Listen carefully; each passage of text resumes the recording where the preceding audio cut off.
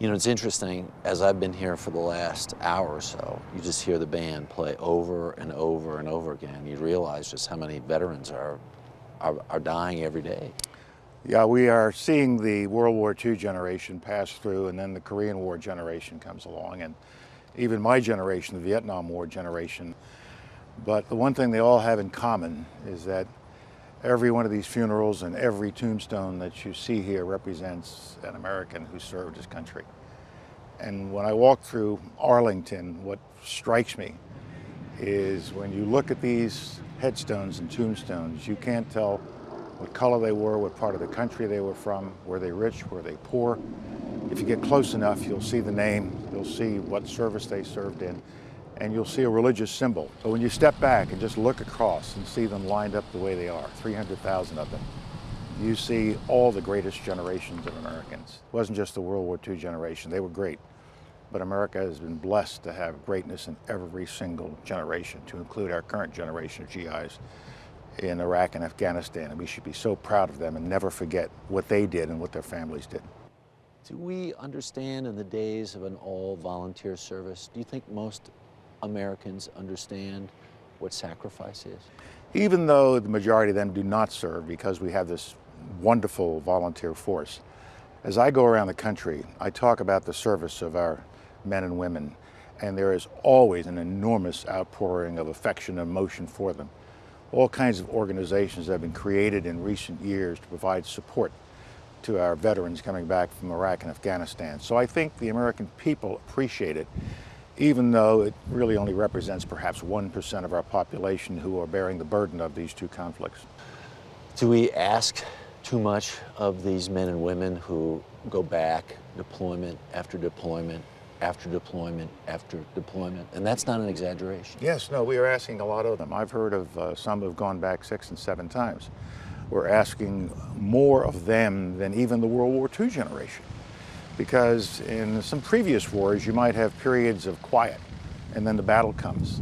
But in these two wars, the battle is there almost every day. And so we are asking a great deal of them. What is so wonderful about this current generation is that they give us that great deal. They go back. You were at Walter Reed recently. I was at Walter Reed not too long ago, and I visited 6 soldiers who had just come in from Iraq and Afghanistan.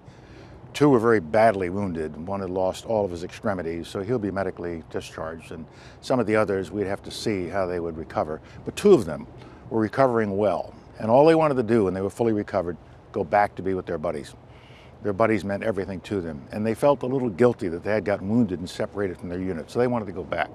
And so that spirit of service and sacrifice still exists in our country. It's still there among our young people.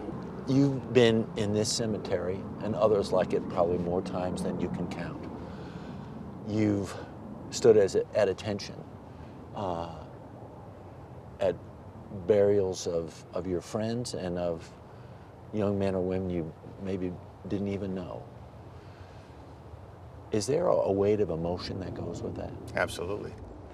Whether they are a friend or a kid you never got to know, the weight is always there with you, particularly as a commander, as chairman of the Joint Chiefs of Staff. People have often asked me what's the most difficult moment in my time as a soldier or as chairman. And it was the night before an operation. It's the night before thousands of soldiers jumped into Panama in 1989. It's the night before we started Desert Storm, when you know that before the morning comes, many of those young men and women now are going to be killed. Not only ours, but on the other side as well. Young men on the other side fighting for their country have parents.